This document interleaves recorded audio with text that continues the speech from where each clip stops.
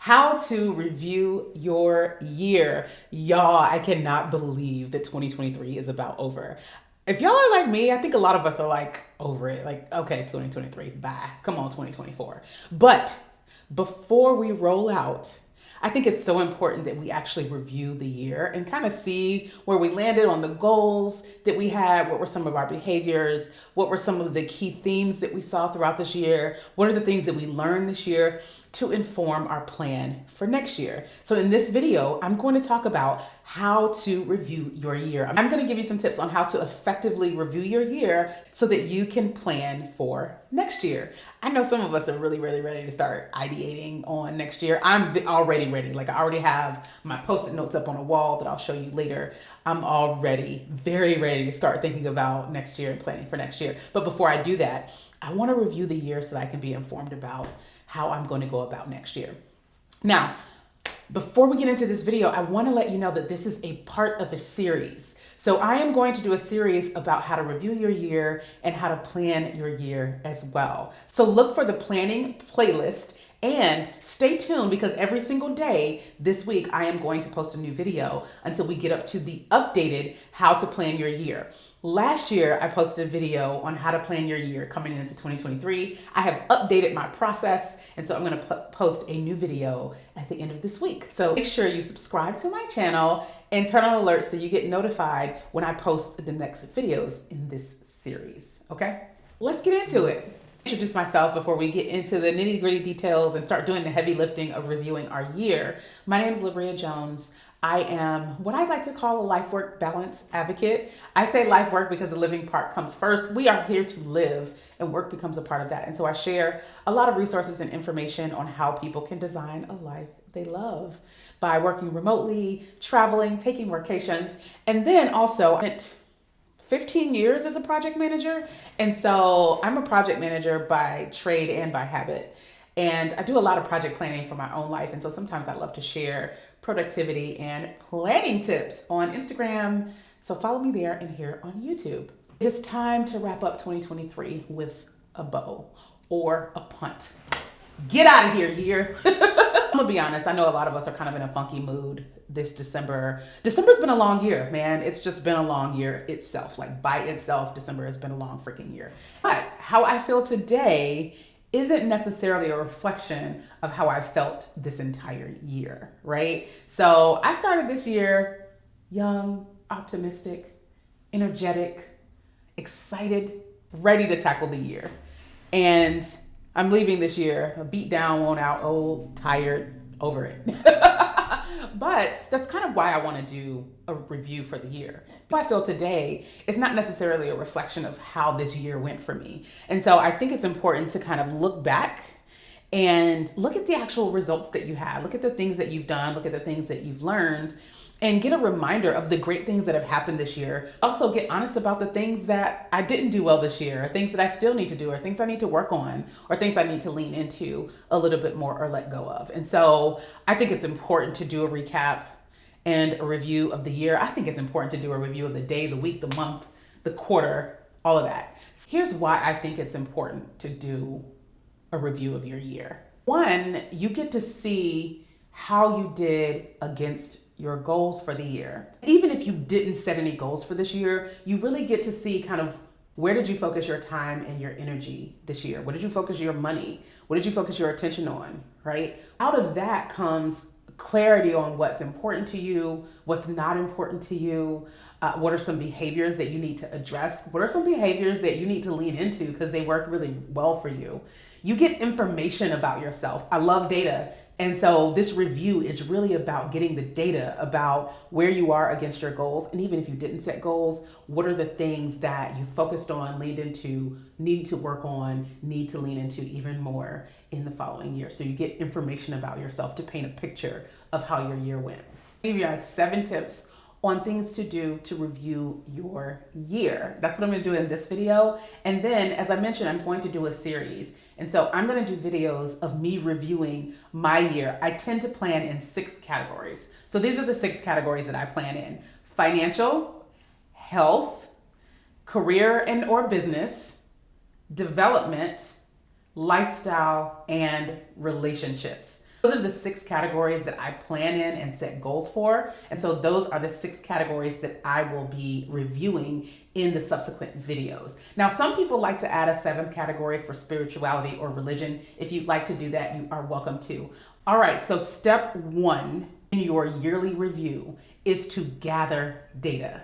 You need to gather all of your information and put it in one place so that you have access to it, because again, you are doing a review. So you need to go ahead and start gathering the data so that you can do your review and analysis. So if we're talking about the category of finance, maybe we look at the apps that we use to track and monitor our money. Maybe we look at our bank statements. A lot of the apps that we use to track money and even our bank statements and credit card statements will give us reports and show us where we've spent our money. You can also look at your bank balances, your credit card balances, because if you set a goal to save a certain amount, looking at your savings balance will tell you exactly where you are with that, right? But also if you set a goal to say, I'm going to spend less money on eating out. Well, when you look at your credit card statements and the reports from your financial apps, it will tell you how much you spent eating out, right? So you'll have a number to compare against. If we're talking about health goals, goal to lose weight this year. And so I actually use a scale that's attached to an app that tracks my weight and body fat over time, and I can actually see the trend. So that's data I can collect pretty easily. If you are a person who writes that stuff down, maybe go back to your notebook or things like that, but gather all of your data that relates to the goals that you set for the year. If you did not set any goals, I suggest you go ahead and start gathering data around the things that I just mentioned. Gather information about finances, health, career and or business. Gather data around development, data around lifestyle, and data around relationships. If you're curious about what data you can gather in these specific categories, let me give you a few more detailed examples. So for instance, career and business. In your career, look at your evaluations, any feedback that you've gotten from your boss, your teammates, your clients. You can look at the trend of your income over time, and it doesn't have to just be for the year. Look at your income for the last 5 years. Has it remained flat? Has it been growing? What rate is it growing at every year? Things like that. If your goal has been to get a job, you can start looking at how many applications have I been submitting? Connections have I made on LinkedIn? So that's data that you can look at. When it comes to business, you can look at things like my revenue for the year, my expenses for the year, how much did my business spend, and so what was my profitability for the year. You can look at customer testimonials. You can look at your ratings on different websites. If you've got Google reviews or Airbnb reviews or reviews on your company website. So you can start to gather data about how well you've done in those areas. For development, look into the things that you've learned. Did you get any certifications? Did you take any LinkedIn courses? Did you sit in on any informal courses? For relationships, data that I might look at is how many people did I send birthday gifts to? Or how many friends did I actually hang out with throughout the year? How many times did I actually get to go visit my family members? Who did I actually talk to the most this year? Right? I could write down a list of my family members and say, well, I talk to my mom pretty much every day. I talk to my brothers maybe once a month. I talk to my cousins maybe once a quarter, right? Things that you can kind of gather and start to list out and write down and consolidate so that it starts to tell a picture. And make a note about the importance of collecting data and information to make this easier for you. And maybe I'll do a separate video on how to do this, but it'll be important that as much as you can, if you can track things via apps or if you sit down and write notes. The things that has made this easier for me is one, I do use apps to track certain things like weight, finances, how much water I drink. And so that data is there. How often I meditate. And so that data is there. And also I review my week, I review my month, and I review my quarter. So on a regular basis, I'm sitting down and taking notes about where I am with something and what I've done and what I've accomplished. So I can always go back to look at my planner journal or to look at my notes to see where I am, what I have and have not done. So that's the data I already have. So if you want to make this easier for yourself next year, maybe be intentional this year about tracking and monitoring those things, either via app or via writing down notes and doing more regular reviews. You don't have to review every day, week, month, and quarter like I do, because I'm kind of crazy. But at the very least, every month or every quarter, I think you should sit down and kind of look back at your goals and see where you are and make notes about where you are and what you've accomplished towards them. And that will make your annual review that much easier, okay? So I feel like I've been talking for a long time, but step one is gather all your data. Step number 2 is to look at your goals and check off the goals that you actually met. And then the goals that you didn't meet, go ahead and do a gap assessment of those goals. All right. One of my favorite things to do is check a box. I love to check a box, okay? I love to be like, yup, did that. It's like a little endorphin hit. Go on and check those boxes, friend.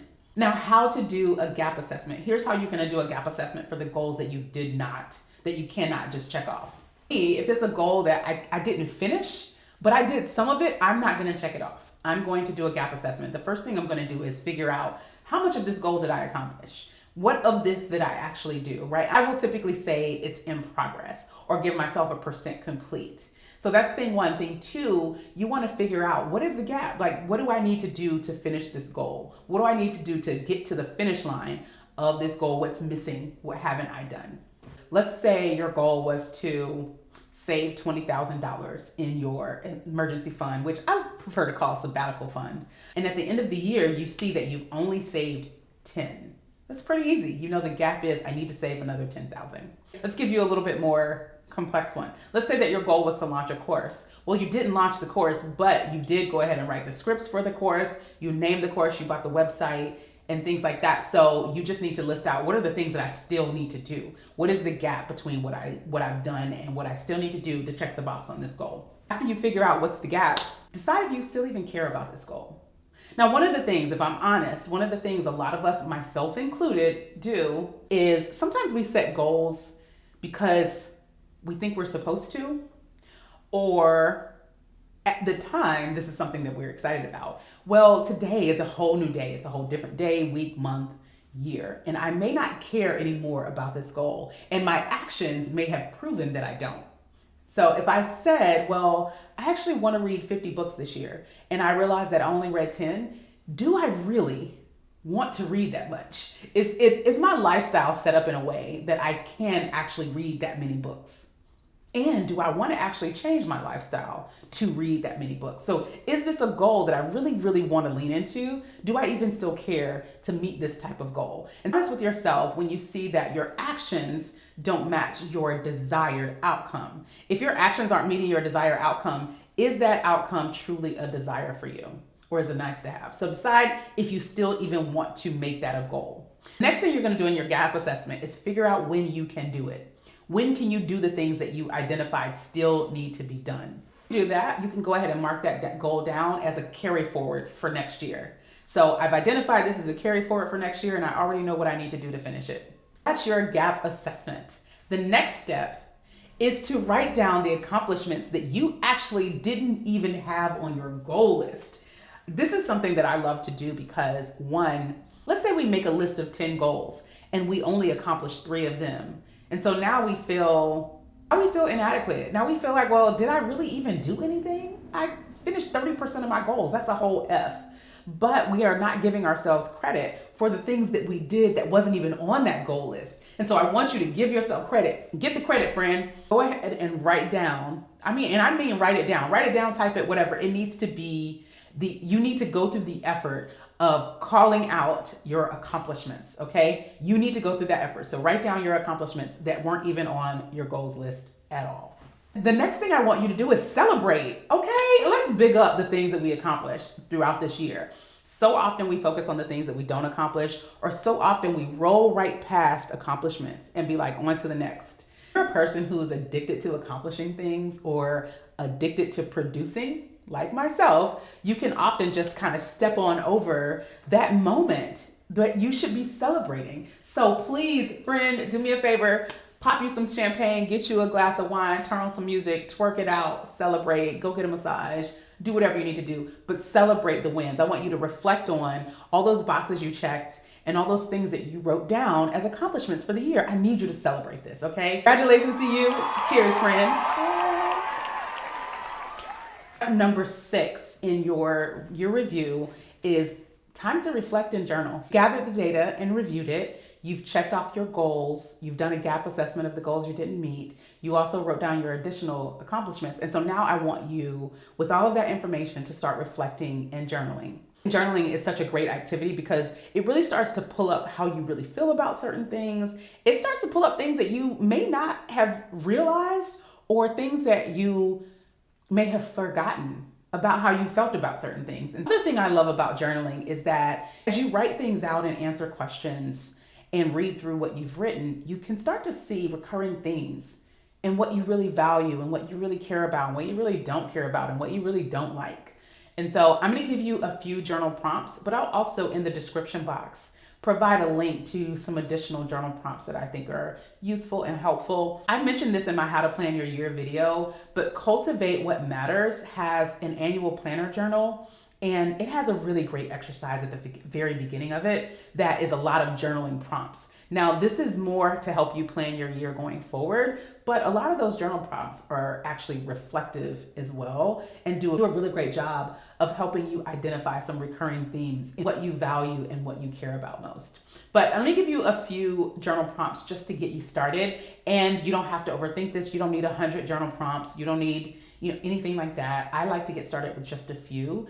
And if you'd like more, again, I will put some links in the description box. Number 1, what are some things that you did really well this year? If you have not noticed the theme, I really like to build myself up. I really like to call out the things that I've done well. I was a cheerleader in high school, and I am my own favorite cheerleader. You have to, because I'm also very hard on myself. And so Libra here, it's about balance. Okay, so I am really big on sitting back and saying, but Libria, you actually did really well. I am very proud of you. I am excited about this accomplishment. I am so proud of myself for doing this thing. You have to be your biggest cheerleader, okay? So the prompt that I encourage you to journal about is, what are some of the things that you did really well this year? I almost want to read your journals. Like, I want to know what you did well this year. Feel free to drop a couple of those things in the comments. Like, let's journal together. Write down 3 things in the comments that you did really, really well this year, okay? A couple of the things that I think I did well this year was 1, I leaned into focusing on my outward appearance this year. That's something that I hadn't done before because, of course, it felt shallow. But I realized at the end of last year that I'm having some serious self-esteem and self-confidence issues, and a lot of them were related to how I felt about my outward appearance. And so this year I really leaned in heavily to focusing on my outward appearance. I actually took a makeup class. I worked out a lot more. I drank a lot more water. I got some cosmetic dental work done. I met with a stylist to talk about how to properly dress my body. And I even stepped up my skincare game, not just my face skincare, but like my body care. And I started buying more perfumes. And I stopped leaving the house looking a hot mess, which who knew was such a confidence boost. So I have this rule where I can't leave the house looking a mess. I at least need to look like I left the house on purpose. I like that saying, like I look like I left the house on purpose and not like a fire broke out and I just had to run out of the house. That's kind of how I used to leave the house. But one of the things that I did really well this year was focus on improving my outward appearance for me, not for anybody else, but for me, because I had to be really honest with myself about the fact that I was having some self-esteem issues. The second thing I did really well this year, I got to spend time with friends. One of the things that was super important to me this year was to spend face-to-face time with friends. And I really got to spend a lot more time, not just with my core friends, but with my friends that I've made as an adult and friendships that I've cultivated over the last few years. I really got to get face to face with a lot more people this year and got to lean into traveling to visit them and traveling to different places. So that was actually really cool. That's something I think I did really well this year, is leaning into getting in people's faces. The third thing I feel like I did really well this year was establishing routines that I couldn't necessarily break up through travel. Because I decided to live a nomadic life this year, that threatened my ability to establish and keep any routines. And so one of the things I think I did really well this year is really lean into establishing routines that I could take with me wherever I go. Getting up in the morning to meditate and write and go to the gym and doing a wind down routine before bed and things like that. I feel like I did it really well because I minimize those routines. I wasn't trying to do too much. I wasn't trying to do too many things. So the other thing I think I did really well this year is establish routines that I could take anywhere with me. And I'm actually very proud of myself for that. And journal prompt is, what were some of your best moments this year? What were some of the absolute best moments of the year for you? Sit back and reflect on that. Like, what were some of my best moments? One of my best moments this year was, and I hope I don't start crying, but I took my mom to Cape Town this year. I took my mom to South Africa this year. It's been a very long time since she's been out of the country. She and I have never traveled out of the country together, and she's never been to the continent of Africa at all. And such a huge deal to be able to take my mom to South Africa and have her experience the things that I get to experience on a regular basis. And one of my favorite moments was when I took her up Table Mountain and saw her look out at the view from Table Mountain. If you've seen that view, it is spectacular. And she just started crying. She just started crying. She was just so grateful. My mother is a very religious and spiritual person. And so like you see God up there. I mean, it's just, you see what God has created and how far she's come, like literally and figuratively from who she was as a little girl and what she's been through her life. Like it was just such a beautiful moment. But honestly, that was a beautiful moment. But honestly, my favorite moment was when we were going back down Table Mountain on the cable car and she got scared and I held her hand and was like, don't worry, Mom, it's okay, I got you. Like being able to do something that amazing for my mother, but also being able to be her protector and make her feel safe and cared for was just, oh my God, I said I wasn't gonna start crying. It was one of my favorite moments of the whole year. And it was a huge goal for me for the year. And I'm so glad I got to do it. And this is why you got to reflect on your favorite moments from the year, because not to make yourself cry, but just to tap into some of the beauty of the year, some of the wonderful things that have happened to you throughout the year, right? So tap into that. Excuse me, let me go wipe my eyes. I'll be back. And I'm back. All right, I think I got my life together. I'm a G. Anyway, those were definitely thug tears, let's be clear. All right, so your next journal prompt is, what are some of the things that you didn't do well this year? It's time to get real with yourself. Like, what did I not do very well this year? One of the things that I didn't do well this year was save money and manage my spending. And if I'm honest, that is a consistent theme throughout the years. I did better than I have before, but that is something I did not do well. I spent the monies. One of my coworkers moved back in with his parents because he wanted to save up a bunch of money. He was living in Colorado. He moved back in with his parents maybe a month before I moved out of my place. And both of our goals was to save up a bunch of money because both of us really want to get into real estate investing. And we want the capital to be able to do that. And so my goal to reduce my living expenses was really around being able to store up and save up money to buy a multifamily unit that I could then house hack and live for free and catch up on my retirement savings and all of that. Anyway, he asked me just the other day, hey, so have you been saving a bunch of money since you're, not paying for living expenses? And I was like, nah, bro, I've been out here balling. I've been out here spending money. I've been taking trips. I've been buying stuff.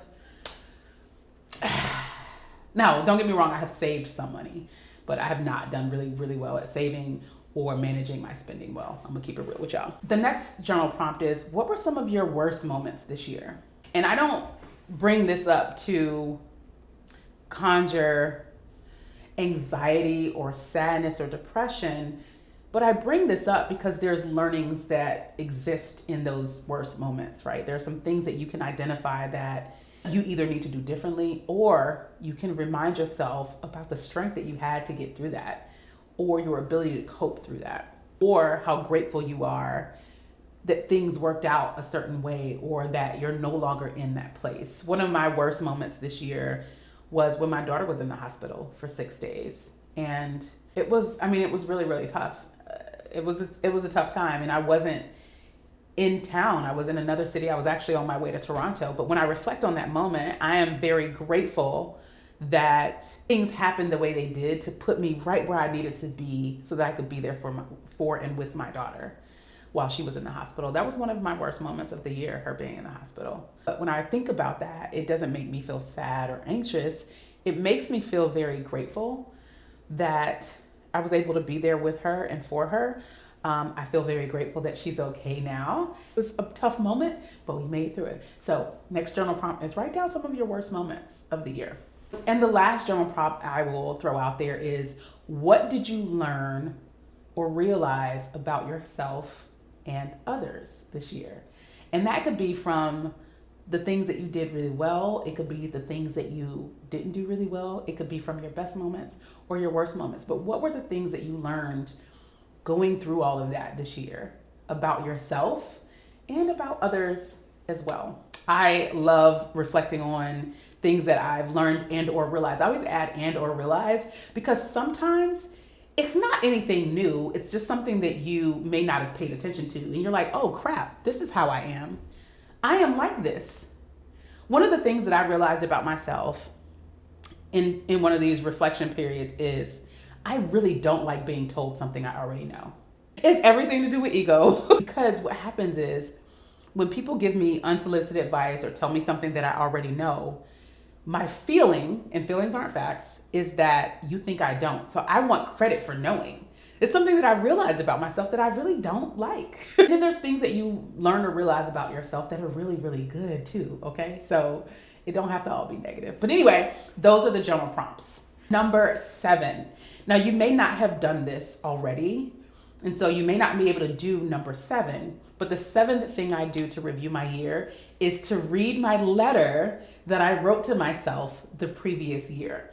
So every New Year's Eve, I write myself a letter to be read at the end of the year. And so if you did not do that this year, no biggie. Make sure you just add it to your list of things to do at the end of this year so that you can read that letter next year. And reading that letter that I wrote to myself is pretty cool because I get a look back of like who I hoped I would be on this day or what I hoped for myself. And some of the encouragement that I gave myself and some of the things that I said in advance, like I'm so proud of you. I typically say that I'm very proud of you. If you don't already do that, that is something that I recommend you do.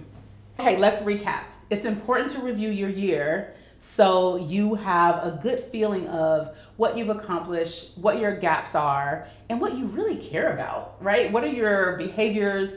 What are some of the things that you really value? And what are some of the things that, if you're honest with yourself, you might have on your goals list, but you don't really want to do, right? So reviewing your year is super important, and there are 6 steps that I love to take to do that. The first step is gathering all the data. The second step is checking off goals. The third step is doing a gap assessment. The step is writing down your accomplishments. Step 5 is celebrating, and step 6 is journaling. Those are how I review my year. If there's anything else that you do, drop it in the comments. Let me know. I love to share ideas about planning and productivity. And don't forget to tune in for tomorrow's video. I am going to review my finances and my health goals as well. So I want to do that with you guys. So join me. And also there will be a playlist for all of these videos. And I will see you in the next video.